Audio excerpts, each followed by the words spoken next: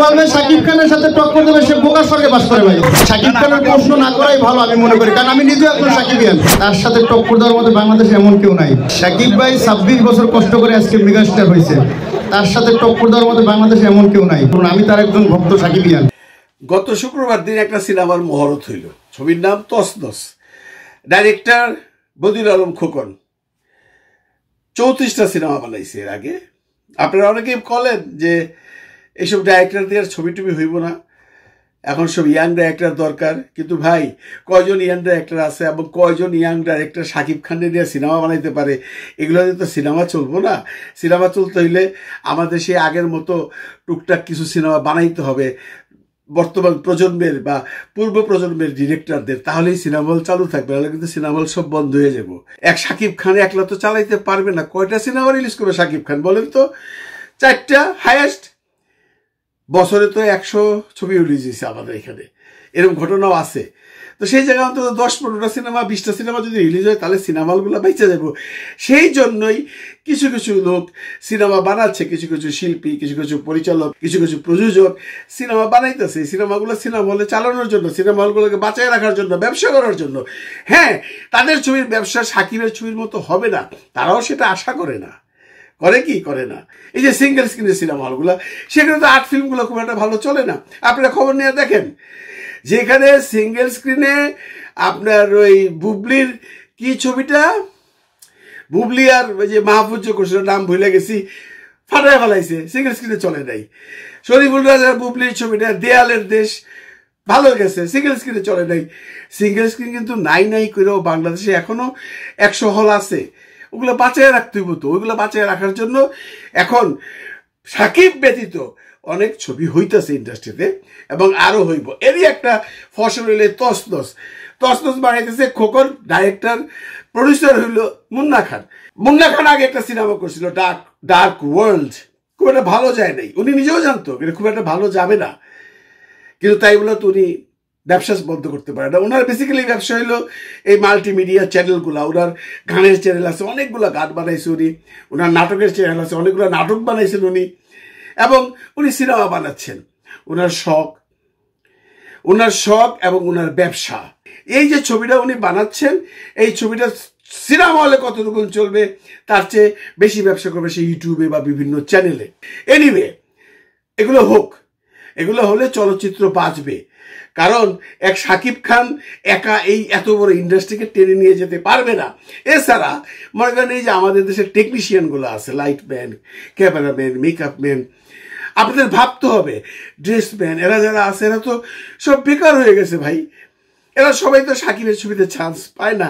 আর সাকিব ইদানিং মুম্বাইতে maximum cinema করছেন, টেকনিশিয়ান ওখানকারই বেশি। বাংলাদেশ থেকে তো এত টাকা দিয়ে টেকনিশিয়ান নিয়ে যাওয়া সম্ভব না।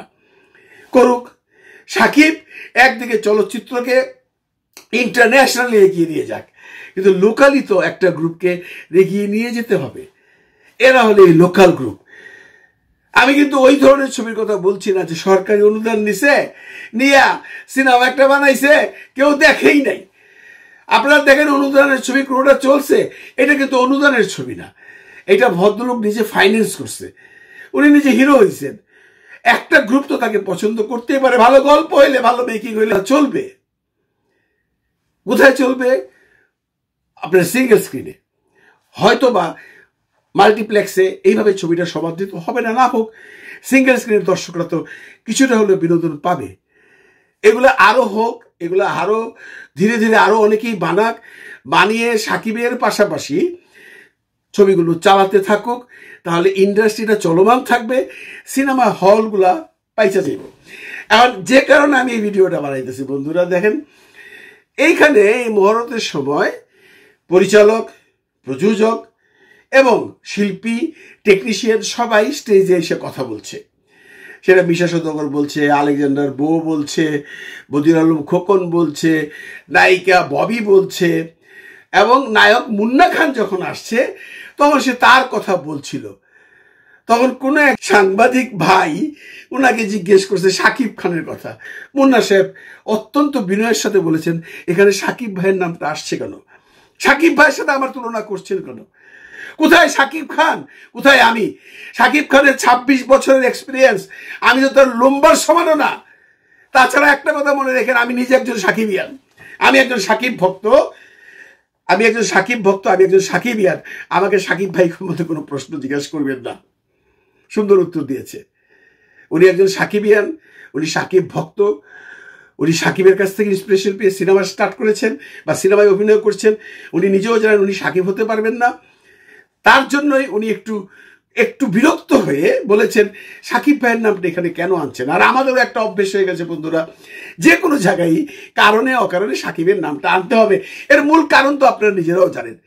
এই যে আমি ভিডিও বানাচ্ছি সাকিবের নামটা ওঠার জন্য, সত্যি কথা যেটা, শুধু এটাই নয়, আমি ভিডিওটা বানাচ্ছি বাংলা চলচ্চিত্রে যে আরো 2-4টা হচ্ছে আপনাদের জানান দেওয়ার জন্য। আপনারা দেখুন না দেখুন, আপনারা পছন্দ করুন না করুন, কিন্তু কেউ না কেউ তো দেখবে, মানুষ তো জানবে একটা সিনেমা হচ্ছে। আমরা যখন কন্টেন্ট তৈরি করি তখন আমরা খালি খুঁজি সাকিব সম্পর্কে কোনো ধরনের কোশ্চেন করা যায় কিনা। এর মূল কারণ হলো সাকিবের নামটা থাকলে, সাকিব সম্পর্কে কথা বললে কন্টেন্টটা একটু ভিউ হয় ভালো। সেটা ফেসবুকে বলেন আর ইউটিউবে বলেন, সাকিবের নামটা থাকলে সাকিবের যে পাগল ভক্তগুলো আছেন, সাকিবের যে লাখো লাখো সাকিবিয়ান আছেন, তারা অন্তত কন্টেন্টটা দেখে। এই কারণে সবাই ঘুরে ফিরে সাকিবের নামটা নেয়। যদিও এই পরিস্থিতিতে যখন মুন্না নিজের সম্পর্কে বলছিল, তার ডার্ক ওয়ার্ল্ড সম্পর্কে বলছিল, তার ফিউচার প্ল্যানিং কথা বলছিল, সে কি ব্যবসা করে বলছিল, ওখানে হঠাৎ করে সেই সাংবাদিক ভাই জিজ্ঞেস করে বসলো সাকিব খানের নাম। উনি একটু বিরক্তই হয়েছেন, উনি খেপেননি, কিন্তু উনি আবার টাইটেলে দিয়েছেন সাকিবের নাম শুনতেই খেপে গেল। তো এই কথাটা যদি কোনো সাকিবিয়ান দেখে তখন নিশ্চয়ই দেখবেন, দেখে নিশ্চয়ই মুন্নাকে গালাগালি করবেন এবং এটার ভিউ হবে। টাইটেল বা থাম্বনেলটা এরকম থাকে যে সাকিবের নাম শুনে খেপে গেল, কে এই মুন্না, দেখো ওইটাকে খোঁজো। আসলে তো উনি খেপেননি ভাই, উনি সুন্দর করে উত্তর দিয়েছেন। উনি বারে বারে গর্বের সাথে বলেছেন আমি সাকিবিয়ান, সাকিব ভাইয়ের নাম এখানে আনবেন না, সাকিব ভাই অনেক উপরের একজন মানুষ, সাকিব ভাইয়ের সাথে আমার কথা কেন আসছে। কিন্তু ওনারা আবার সুন্দর করে এটাকে টাইটেলে লিখেছেন মুন্না নাকি সাকিবের নাম শুনে খেপে গেছে। বোগাস কথা। এনিওয়ে, আমি যে জায়গায় ছিলাম, তো এই যে সিনেমাটা হচ্ছে কেমন চলবে কেমন চলবে না সেটা পরের ব্যাপার। সিনেমাটা যে বানাচ্ছে সে একজন বাংলাদেশের প্রখ্যাত পরিচালক, অনেকগুলো সিনেমা করেছেন আপনারা জানেন। এই সাকিবকে নিয়েও সে 26-27টা সিনেমা করেছে। এখন যে কোনো কারণে সাকিবের সাথে তারা একটু দূরত্ব হয়েছে, বা সাকিব তার ছবি করছে না, বা ফিনান্সিয়ালি মিলছে না, বা আপনারা অনেকেই বলেন যে ওই জমানার লোকজন সিনেমা করতে পারবে না। তাদেরকে আমি উইথ ডিউ রেসপেক্ট বলছি, পুরানা চাউল ভাতে বাড়ে। ভালো থাকবেন সবাই, ভালো রাখবেন সবাইকে। খুদা হাফেজ।